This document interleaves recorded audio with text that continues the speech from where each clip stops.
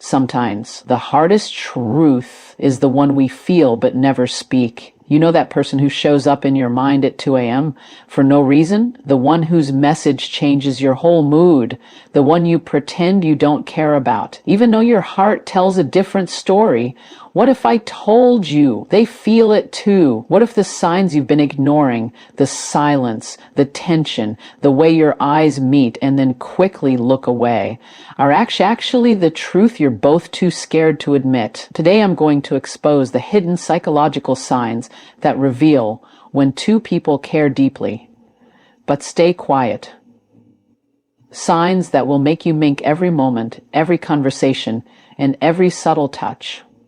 Before we begin, comment your location, tell me where you're watching from, and don't forget to subscribe to the channel.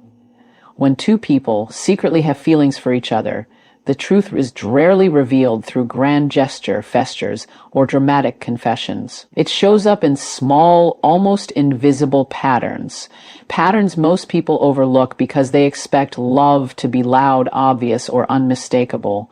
But real human attraction doesn't work that way. It reveals itself in subtle emotional consistency, in the tiny behaviors that repeat without effort, and in the way someone treats you differently, even when they're trying not to. And the fascinating part is that most of these signals are unconscious. She isn't sitting there calculating how to respond or planning to act interested. She simply reacts differently to you because you matter more than you should, and more than she's ready to admit. You'll notice it in the way she pays attention. When she remembers details you mentioned once, in passing, during a moment you didn't think was important.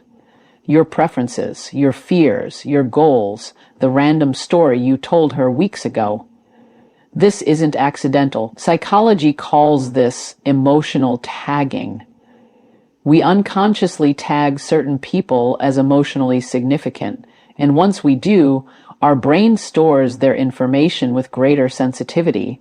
She may not say she likes you, but her memory gives her away. When someone remembers you beyond logic, it's because their heart is doing the remembering. You'll also see it in the way she shows up for you without being asked. Not in dramatic ways, but in those small, consistent gestures. Checking if you're okay, responding faster than she does to others, noticing changes in your tone, sensing when something is off. This is the kind of behavior people reserve for those they feel emotionally connected to. And the key here is the consistency. Anyone can show for a moment, but anyone can show interest for a moment. When she shows up for you repeatedly, almost instinctively, it reveals a deeper emotional premodal alignment, and then there is a deeper emotional line. Another sign is the subtle shift in her energy when you enter a room. She might become more alert, more present, or even slightly nervous. She may straighten her posture or soften her voice.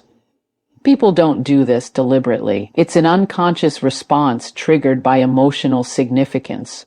Even if she's trying to stay composed, her body reacts before her mind can catch up. Our physiology tells the truth long before our words do. There's also the way she invests in the emotional quality of your interactions. She doesn't let your conversations remain surface level. She asks deeper questions. She listens with intention. She gives thoughtful responses instead of basic replies. This is not how people engage with someone they feel neutral about. It's how they interact with someone who occupies mental space, someone who matters. When a woman is emotionally consistent with you, it's because she sees you even if someone worth investing admits it in, even if she never admits it. Pay attention to how she behaves when you're quiet or distant. If she senses a shift in your mood, she doesn't ignore it, she reacts. She may check in, ask if you're okay, try to lighten your mood, or even give you space in a gentle, considerate way. This emotional attunement is rare. Most people don't have the mental bandwidth to track someone else's emotional rhythm, unless that person holds importance in their lives. Her sensitivity to you, it's not just kindness, it's emotional presence. It's emotion. It's not emotional presence. And then there's mirroring, the psychological phenomenon where people subtly copy the posture, gestures, or tone of someone they're emotionally connected to. You'll notice she matches your energy, aligns with your pace, or expresses things in ways similar to you. People mirror those they feel safe with and those they feel drawn to. It's one of the most revealing, unconscious signs of mutual interest, but perhaps the strongest sign is how she reacts to your vulnerability. When you share a fear, a dream, a struggle, or a personal truth, she doesn't shut down, mock, or avoid the moment. She leans in, she listens, she respects it, she holds space for it. Attraction is not just about presence, it's about emotional safety. People don't feel comfortable being vulnerable around just anyone. And when two people like each other, vulnerability becomes the bridge that deepens the connection quietly, long before either person dares to confess. What makes all of these signs powerful is that they happen without intention. She may try to hide her feelings. You may try to hide yours. But emotions leak through patterns. They reveal themselves in the way you both behave when no one is watching. And once you recognize these signals, it becomes impossible to unsee them. You start to realize the connection you share has been speaking long before either of you found the courage to. In the end, emotional consistency is the closest thing to truth in human relationships. Words can be filtered, actions can be controlled, but patterns reveal everything. And when someone cares about you more than they should, more than they admit, their patterns will always tell the story. Their voice is too afraid to speak. And sometimes the real question is not whether they feel something, but whether your braver knowledge of there has been knowledge, what has been there all along. There's a very specific kind of tension that appears when two people feel something for each other, but neither one is willing to say it. It's not loud or chaotic. It's quiet, almost invisible, yet strong enough to shift the energy of an entire moment. You feel it in the pauses before you speak, in the way you become hyper-aware of your own movements, and even in the sudden bursts with any consciousness that never happens with anyone else. This nervousness isn't a flaw. It's the emotional evidence that something inside you is waking up, something deeper than friendship, something neither of you fully understands yet. This tension is what psychologists call affection-driven anxiety, the mixture of attraction, fear, and anticipation that rises when someone matters more than you expected. And it's interesting because it doesn't appear with people you don't care about. You're calm around strangers, you're relaxed around friends. But when feelings begin to blur the lines, your emotional system becomes more alert. You think more, feel more, notice more. And your body responds before you consciously realize why. You'll notice it in the way her voice shifts slightly when you walk into the room. She may talk a little softer, or her tone becomes warmer, or she suddenly laughs more than usual, not because she's trying to impress you, but because your presence activates a part of her that she can't that she can't fully contain. Or maybe she becomes quieter, almost shy, as if she's afraid that saying too much will reveal more than she intends. Both reactions come from the same emotional place. She feels something, and she's trying to manage it. There's also that moment of eye contact, the one that lasts a second too long. It's that brief lock of eyes where everything feels still, and then almost instantly one of you looks away. That's not discomfort. That's vulnerability. That's the silent acknowledgement that the connection between you is charged with something neither of you is ready to name. Eye contact is one of the strongest indicators of unspoken attraction because it bypasses logic. It's the truth speaking without permission. You'll see this nervousness in conversations as well. She may overthink her responses, repeat herself, or laugh at things that aren't even that funny. She might touch her hair, adjust her clothes, or shift her body as if she's trying to regain control of the moment. These are unconscious attempts to stabilize herself because especially unspoken ones, create internal pressure.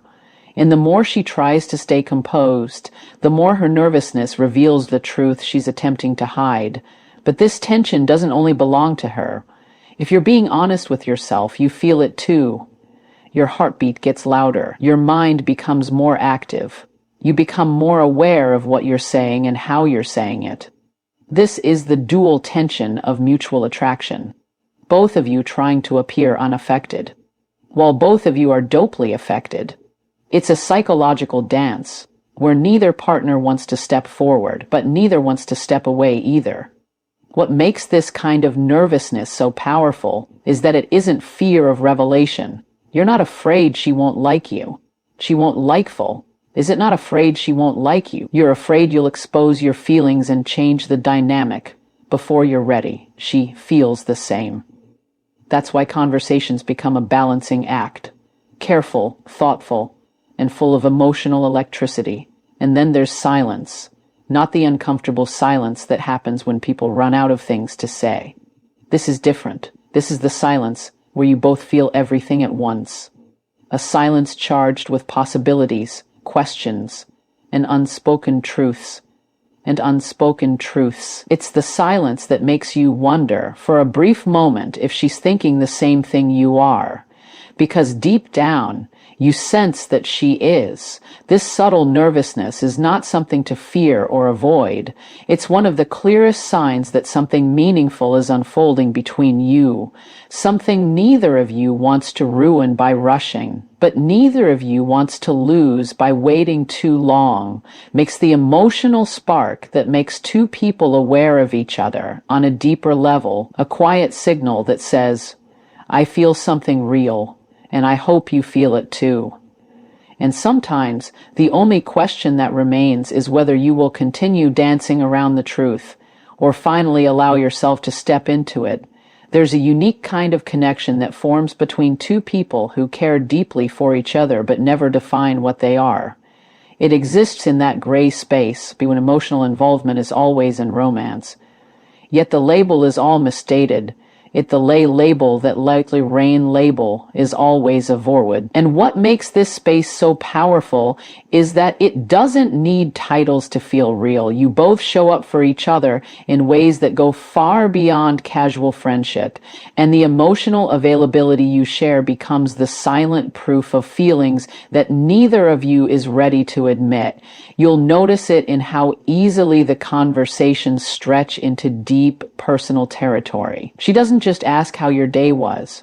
She asks how you felt, what's been weighing on your mind, what you're afraid to say out loud. She invites you to be honest in a way most people never do. And you respond, not because you're trying to impress her, but because something about her presence brings out the truth. Emotional openness is rarely symmetrical, yet here it flows both ways as if guided by some invisible understanding. Even when you're not speaking, the bond continues. You find yourselves gravitating toward each other's company, choosing to spend time together without making it a big deal. It's always just hanging out, but somehow it feels different, more meaningful, more intentional. There's an ease between you, a familiarity that normally takes years to build, yet for some reason, it formed naturally, quietly, without either of you trying. What stands out most is the way you both prioritize each other. She may never say you're important, but her behavior tells a different story. She checks in after a long day, notices when your mood shifts, shows concern when something seems off in your tone, and without realizing it, you do the same for her. You show up emotionally, consistently, even when it's inconvenient. Mutual priority is rarely accidental. It's a sign that both of you have positioned each other somewhere deeper in your emotional world. There's also the comfort you feel in sharing vulnerability.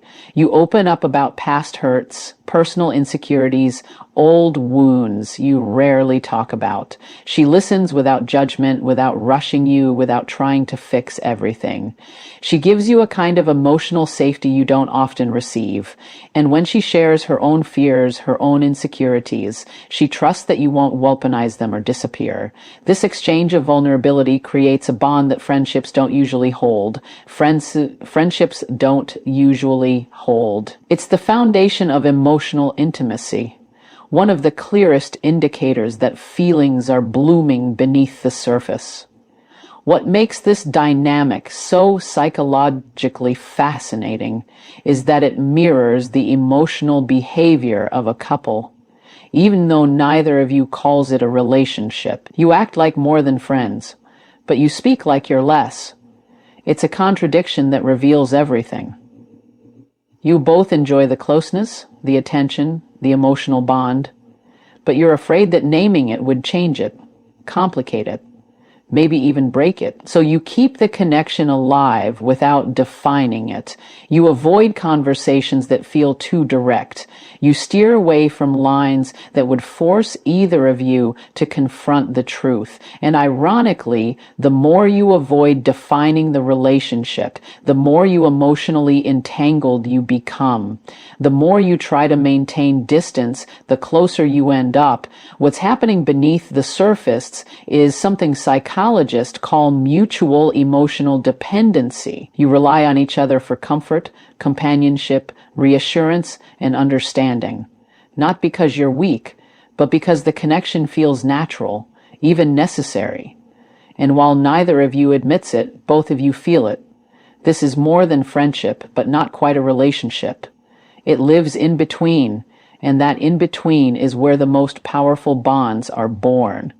You may tell yourselves that you're just friends, but deep down you both know the truth. Friends don't act like this.